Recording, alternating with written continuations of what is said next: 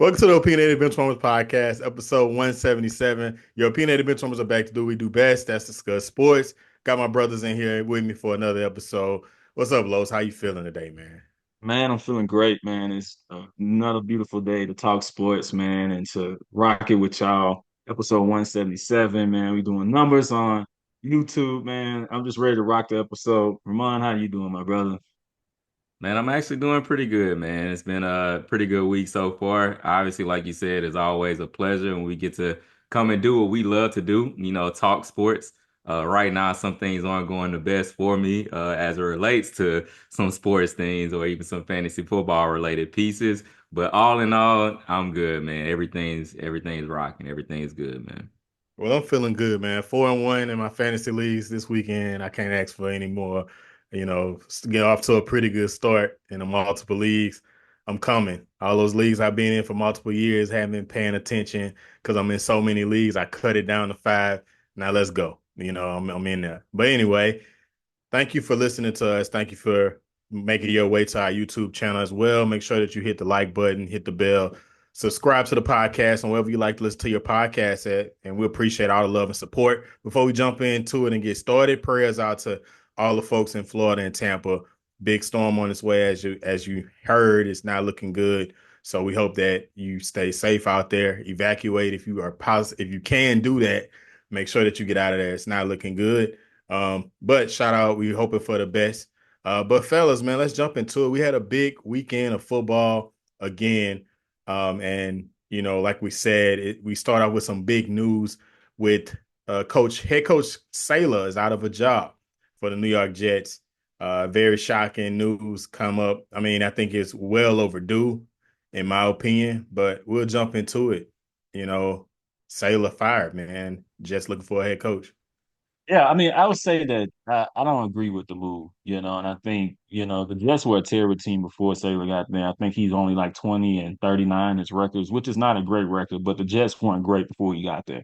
But I think Saylor and his defense is not the issue, and there's never been the issue. Even if you look at this previous game, the last game that they lost to the Vikings, it was three interceptions on offense. And if anybody watching that offense just looked anything but a good offense. So again, I know during the game they made reports that Saylor was trying to join the QB rooms and trying to get more involved on the offensive side. And another report came out today that they was looking to fire Nathaniel Hackett, which we know his run with the Broncos. We know his run with Zach Wilson, and then obviously you bring in Aaron Rodgers, who's now healthy. And it's still the offense is not looking well. It's not looking well in the Zach Wilson. It wasn't looking well in the Broncos, and it's not looking well in the Aaron Rodgers. I really think Saylor was the fall guy in this situation. It's unfortunate, but I think Robert Saylor's going to have his pick for defensive coordinator next offseason. He's going to literally have his pick. So I think he's in a good position. Probably happy that he got away from that situation over there in the Jets. Yeah, I agree. I don't have too much to add to that. Honestly, I feel like they pulled the plug just a little bit too soon. I still think that he deserves some more time. Obviously, we know how year one went. No one was expecting that five basically minutes into the season, Aaron Rodgers would go down with a season-ending injury, and we knew that that was a lot of what was, causing this team to be looked at as a contender, heading into last year. Then you come into this year. And obviously, you still have an Aaron Rodgers that's coming off of that type of injury, and you still got to build that rapport from an offensive standpoint. And so to do things after, a 5 game sample size, I just don't think that it was enough time there, enough time that was given. To me, at least let them see what this season kind of worked out to be. This team might have had a chance to rebound, to shape up, and then all of a sudden now you're having a different discussion, in November than you're having right here in October.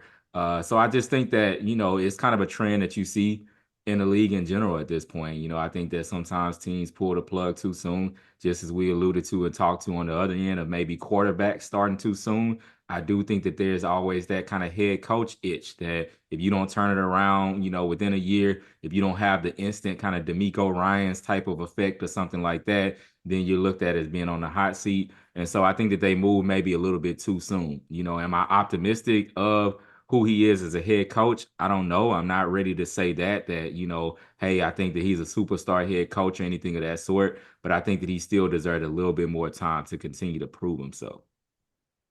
Yeah, I mean, after a 20-36 record over 3 seasons, it's reported that Woody Johnson, obviously, the owner of the Jets, this is his third time firing a coach in his 25-year tenure in the middle of the season. Very dramatic change.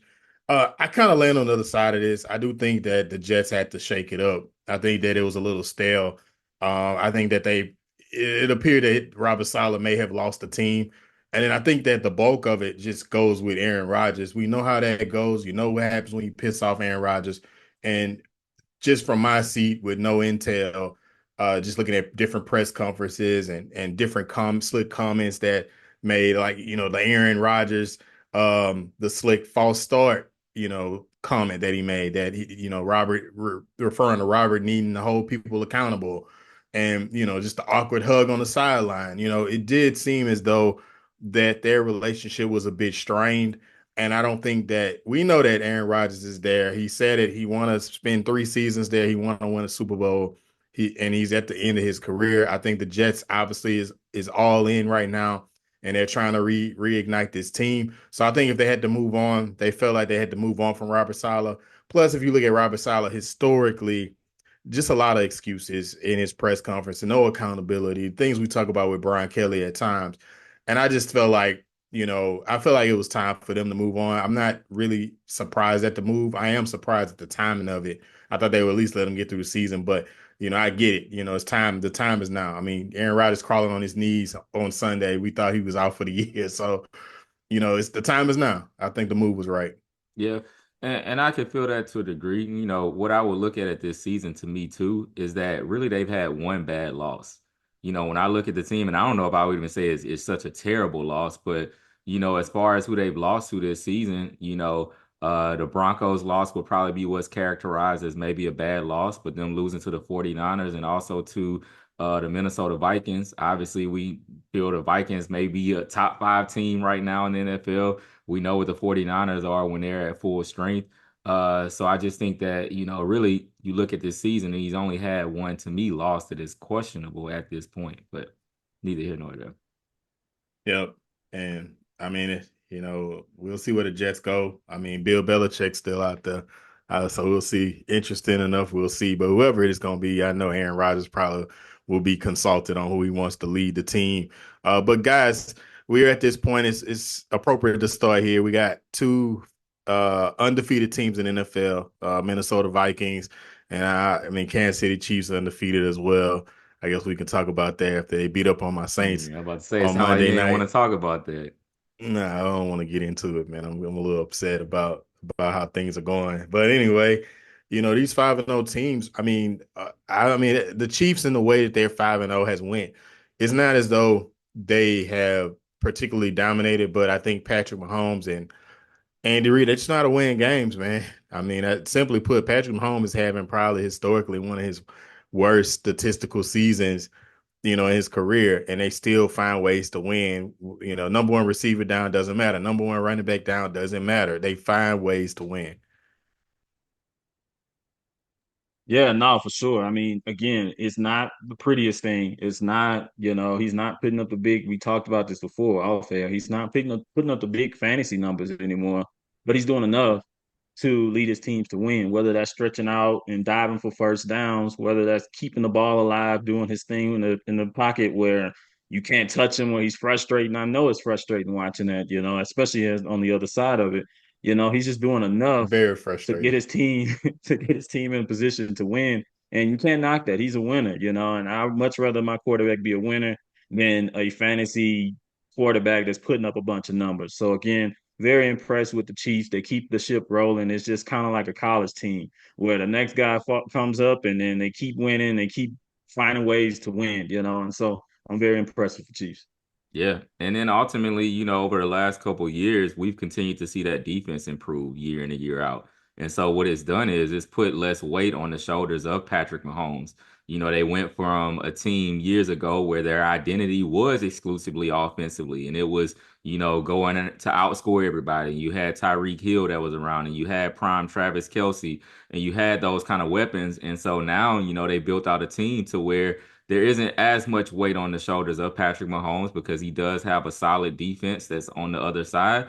And then, he just finds a way, there's going to be somebody out there that he'll eventually be able to get the ball to. He doesn't have the plethora of weapons that he's had in years past, but like y'all said, ultimately they just keep finding a way to win. And that's ultimately what it comes down to. It doesn't have to be pretty week in and week out. You don't have to be blowing teams out week in and week out. We know how difficult it is to win in an NFL. And that's honestly what they're doing right now as a franchise. So can't really knock it. You know what? Crazy. I will bring up the Saints because it is relevant that we lost that Monday night game. But I will say is that I've given it 3 weeks and I've been patient enough. But it's amazing how we look like last year's offense. And Clint Kubiak, he got us all excited. I feel like when I was single and young and stuff, I got stood up on a date, man. He had us high and mighty through 2 games of the season, only to let us down, and we're a fraud. It's no other way to put it. It's disappointing to see that. I think that our defense didn't play the best game, but they played well enough to keep us within the game as they've been doing for the past 3 to 4 years. If we could score some darn points. Now it was announced that Derek Carr has an oblique injury. He's out for the next couple of weeks, so it doesn't get any brighter for my Saints here, man. But on a bright Nah, note, I did get a chance to check out Jayden this weekend. My boy Jayden, that was a bright spot. Honorary Commanders fan. But before we move on, I know we gotta talk about Jaden. But the thing that was so interesting to me while you were giving that soliloquy and all that, I just saw Los trying his hardest to hold in a smile, like he was fighting. For the ones that's not watching on YouTube, go check out the YouTube video. You can see the whole time he got this smirk that he trying to hold in, but it gradually just keeps growing into a smile that eventually comes on his face as Rob is pouring out his heart about his Saints. hey, I'll say this. Rob knows how I feel about the Saints.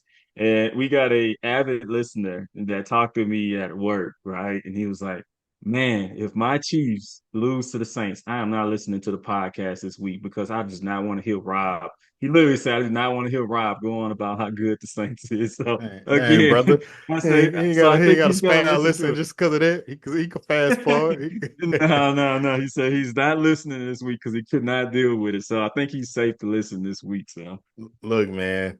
I mean, it's draining being a Saints fan. It's just draining. It is. Like it's just no other way to describe it. I don't know. Let's move on. But like I was saying before I was interrupted, and y'all rubbing it in my face, I thought we were supposed to be brothers. But anyway, Jayden Daniels, man, he's on an MVP pace. I mean, I was able to see him in person, like I was saying, in the stadium, and it's different just seeing how special this guy is. And he's farther along as a rookie than most rookies. And, he's making a strong case for not only rookie of the year, but to be NFL MVP. I don't have the numbers in front of me, but I know that you guys probably have it, but first in NFL history with the amount of yards, with the amount of games he's played, with his QBR, stuff like that in NFL history. If y'all can pull that number, I think Ramon might have it. Yeah. But I mean, it's just amazing to watch. And, not only that he came from LSU, but just to see how far along and just the command he has on his team, and you could see, even more of a paradox because on the other side you see a Deshaun Watson, who you could clearly see that he has lost the team and nobody's rallying behind him. So it was even more evident of how the Commanders have rallied around Jayden, and it was just something to watch. I'm excited. The Commander fans out here were going crazy. It's been a while, maybe since RG3, since they've been this excited. But I'm gonna definitely check out some more games because of Jayden. I'm thinking about getting his jersey. Now I got his T-shirt jersey, but I might have to get his jersey. Yeah, and the thing about it, like you mentioned, I mean, running through some of the numbers, him leading the NFL with 77.1% completion, percentage, and the fact that he's over 1,000 yards, of course, passing already, but also over 300 yards rushing. You're talking about someone that I think is leading all rookies among rushing yards right now at this point. And he's doing something that you typically just don't see rookie quarterbacks come in and do. Like he has full command while he's out there. The game does not look too fast for him. It doesn't even seem like he's had to adjust to the pace of the game. And normally, when you first have a rookie come in, even as we've seen Caleb in a few games, and we're starting to see him improve a little bit, but even a few earlier games, you can see an adjustment to the speed of the game. You can see him trying to still do, as it relates to Caleb, some things that he did in college and extending plays and throwing, passes that would have typically been completed in college and getting intercepted. But Jayden just seems like he's just in complete control out there. You can see, as you talked about, that he has the team, locked in. Like they had a clip from one of his old linemen just talking about how fun it is to play out there right now. Like he talked about how it is to play with five right now and just said how fun it is. And so he's won that team over. And as you've alluded to, he's won that whole area, city, everything like that over. But it's just amazing to see how comfortable he looks. Yeah, I think it goes to show you how important that quarterback position is, right? And y'all know this from previous, and how important it is to have a mobile quarterback too, right? Like how much of a game changer that is to have a guy that can, one, throw it, and two, okay, when I ain't there, I'm gonna get it with my feet. And he's just special. And we saw it at LSU, right? We seen it in his Heisman year where he's just special. And to see him make this jump and to continue to do it and to continue to put it together. And as you mentioned the numbers, the first quarterback ever, not rookie, not anything else, the first quarterback ever to have over 1,000 yards and 250 rushing through 4 games. He's doing something special right now. And like you said, 4-1 right now, and he's beating respectable teams. This week, he got the Ravens this week. That's So the you got the test. big Yeah. Lamar Jackson against Jayden Daniels. So it's going to be exciting to see. And he put it together with the guy that he's been often compared to across the field. So again, I'll be locked into that game. I'll probably have some skin in that game too, because it's going to be an exciting game to watch. I will say this, and I love Lamar. I'll preface this by saying I love Lamar, and I'm a huge fan of him, and I hate to pin it together, but this is the arena we're in, right? We compare players to players. And I do think at this point in Jayden's career and what he's shown in this short amount of time in 5 games, Jayden is further along in his development, I feel as though further along than Lamar Jackson at this point. And that's just how I feel about it. And that's very, very telling into what he can be because I feel like athleticism wise, it may be a wash as who's more athletic. But as far as a passer and pocket presence, that was something that Lamar has discovered maybe 2 years ago in his career. Jayden has it now. Yeah, I agree with that. I 100% agree with that. Like his passing and one play that stood out to me was when, and these are game changer type of plays, right? De'Ami Brown in the game, he ran Beautiful he throw. ran out of bounds past his offensive coordinator, right? And he coming back and said, "Hey, they're playing man. Let's take a shot."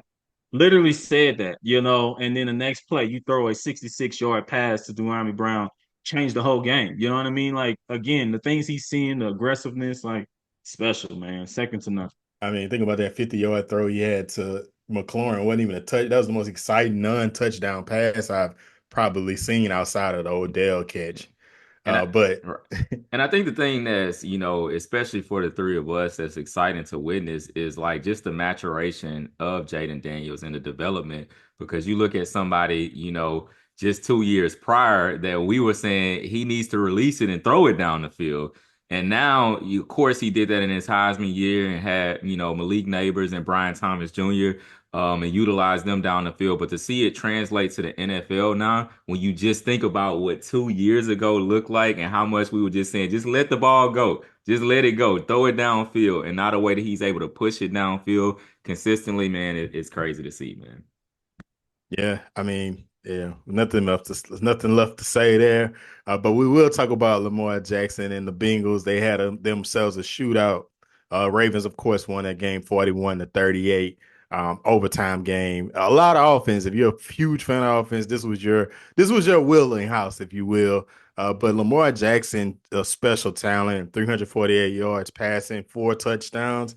Derrick Henry hasn't lost a step. It seems like he's getting stronger by the game. Ended the game 15 carries, 92 yards, and a tutty. I mean, on top of that, Lamar had 55 rushing yards. The Ravens look good, man. I don't know what it's been the past 2 games. I don't know people have been doubting them, but they're starting to look what we talked about, like a few podcasts ago, right? the addition of Derrick Henry was just a complete game changer. It completely, and these guys are they're really rolling right now. Yeah, I agree. I think, they did kind of some semi sneak by the Bengals, but a win is a win. Nevertheless, with their kicker, obviously, with McPherson missing that punt or that kick, and with Lamar fumbling and a bunch of different things that happened. The ball bounced their right way, but again, I am impressed with them. I mean, for the fantasy managers out there, we got to be disappointed in Mark Andrews. So that's kind of be the only disappointment in that offense right now. It's like, where is this guy went? I dropped him. I personally dropped him, and I do not feel bad about it. I'm not looking back. Whatever. If he end up turning into Mark Andrews of old, so be it. I just cannot trust him right now. I can't even trust him on my bench. I don't even want him taking up space right now on my So bench you don't want them because contaminating others, huh?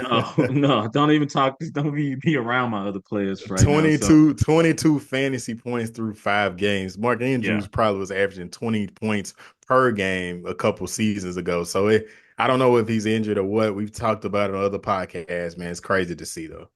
yeah, Yeah, that's a sore spot. I don't even really want to talk about that too much, honestly. We can. Well, gentlemen, luckily enough, if you drafted Mark Andrews or Patrick Mahomes, we have your segment. We're gonna get into some waivers and help you out for those duds that's on your team. Gentlemen, how do we want to do this round table? Los, you want to yeah, go first? Ramon, yeah. we'll have you doing this thing, man. Y'all just take it over. I'm excited. Yeah, no, I'll say waivers, right? Waivers right now is interesting, right? This is the time of the year where you can pull off and get you some sneaky good players, especially with bye week settling in this past week and now going into this week. One name that I got, I'm high on right now is Tank Bigsby. And I think right now with Travis Etienne, he's not looking like himself. I don't know if he hasn't been healthy, but Tank has looked like the healthier back in that backfield. This previous week, he had 13 carries for 101 yards. Again, that's 7 more carries than Travis Etienne he had this past week. So I'm looking at him on waivers right now. I'm stashing him in situations. We do have a trade deadline November 5th, right? Who knows what that team looked like the Jaguars look like come November 5th. They may be willing to trade one of those veteran receivers, or I'm sorry, running backs, and then now you have an RB1 going forward. So again, I'm always thinking forward in that situation because right now the Jaguars have been an up and down team. But again, I've been very, very impressed with Tank. I think he's the more explosive back. It's been fun to watch him. So again, he's one of the guys that I'm spending some fab on to get on my team to stash. And not to piggy bank on that, but I've been on him since he came out of Auburn. Very good back. He's on my dynasty team, and it feels nice that he was on my taxi squad for a year or two, and I put him in my lineup, and to see him explode like this, it's amazing. And Los, you mentioned something interesting. I don't know if Etienne Travis is hurt or what. We all know how explosive and special he is with the ball in his hands. So it just makes you think, is there something going on there? Doug Peterson did come out and say that Travis is still their guy, but I don't know if I believe him at this point because Peterson is on a high seat himself. Yeah, I mean, real quick, I'll just say too, it's a respect thing to the team, right? I know a lot of times we get into a thing where is this guy really going to take on more carries and all that? But you got to realize the whole team is seeing this too, that Tank Bigsby is the better running back. And so you got to give the guy that's producing more and stop leaning on like, oh, okay, this guy was our first round pick. This guy's supposed to be our RB1. If Tank is out playing him, this guy he's earned that position. So again, I always keep that in mind as well. Oh, I agree. I'm keying my lineup until the wheels fall off at this point. Ramon, I believe you're up next. Who you got? Who you got for us, Yeah. brother? I was trying to figure out if I was gonna go the bias route or if I'm gonna just go another route. And so I'm not gonna go bias right now. I'm gonna leave that one and let that one sit right there. Lois, you will probably get to that one. But but the one I'll throw out there just because of the interesting week that he had was Tyrone Tracy, with the New York Giants. I think that it's kind of interesting in looking at that backfield. Obviously, we know Devin Singletary is battling an injury right now, and we kind of looking at a week-to-week basis. But honestly, that's the best that things have looked in that backfield this past week about the way that, Tyrone Tracy ran against the Seattle Seahawks, 129 yards on 18 carries, also caught 1 or 2 targets as well. So I think that he's one that, I wouldn't blow the Fab budget on him, which a lot of people don't even, I guess. I don't know if everybody uses Fab. I know that we've been in that bucket for a while, but he's Yeah, because we're in somebody a I new would, century. We're right, modern and we do this and we're veterans. So of right, course you should be using Fab. right. So he's someone that I would use a moderate amount of Fab on. But honestly, too, if I'm in a league that's just doing typical or regular waivers, I would put in a waiver request for him just to see where things land. Y'all probably Uh, know what direction I'm about to go. Oh, you had some, Carlos? no, it's 1, 2, 3. My bad, brother. I was trying to jump back to me. Go ahead. Hey, pulling that shack, huh? It ain't 1, 2, 3. It ain't, what do you say? No, appreciate it, bro. Man, y'all know I'm going with this. My boy, Darnell Mooney. I know y'all been seeing him tearing it up, man. He had over 11 targets last game. He exploded, had 2 tutties. I'm not saying he's going to score 2 touchdowns, but didn't I tell y'all last year about this gentleman and how special he is? I don't know about him being a wide receiver one, which he clearly is not. In Chicago, he struggled. Obviously, Chicago's been a mess. But in Atlanta, it seems like Kirk Cousins really like Darnell Mooney. I expect the targets to continue. He's 59% owned right now. So go ahead and grab him if you can. Darnell Mooney. If you need some wide receiver help, Darnell Mooney is your guy.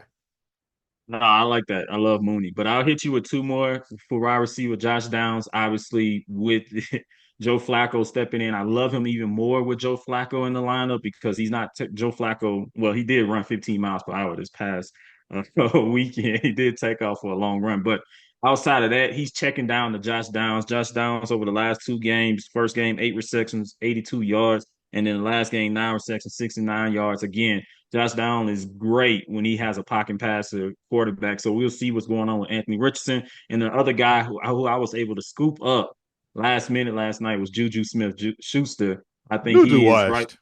washed. Look, hear me out. A lot of people are saying he's washed, and they're putting him in the category. But Juju is only 27 years old. Last night, he finished the game with 7 receptions, 130 yards, with a long of 50 yards. Again, with it being confirmed that Rashee Rice being out for the year, right now, you don't know how that wide receiver room is going to shake out. He's definitely a guy that I'm putting a bid in on, right? They're going into a buy now and stashing him because, again, Rashee Rice is out for the year. Somebody, those targets got to go somewhere. So, and he stepped up game one with Rashee Rice being out. I'm taking the I ain't guy. mad at it. I Yeah. ain't mad I at would it. throw one more quick one in right quick. If you haven't scooped him up, I think Jalen Tolbert is an option for you as well. He's wide receiver 2 right now in that Dallas Cowboys offense. You've seen him string together some solid performances, but especially this past week, 7 receptions for 87 yards. He also did catch the game-winning touchdown within that game. So I think that he's somebody else to keep your eyes on, especially with Brandon Cooks being out at this point. Good stuff. Good stuff. Go and grab them. Go and grab them, man. I think we did it again. We're about to get out of here. Obviously, our waiver wire pickup, the audio will be out at midnight. So you check that audio out and you'll have it. Otherwise, you'll see us on YouTube in the morning. We shout out to everybody that has listened to us. Shout out to everybody that has shown love. Make sure that you are subscribed to the podcast on wherever you like to listen to your podcast at, and hit the bell on the video so you'll subscribe to our content and hit the like button and leave your comments on who you like, who you think we should pick up this week. But until next time, we are out of here. Yeah. YouTube will be out tonight. Later.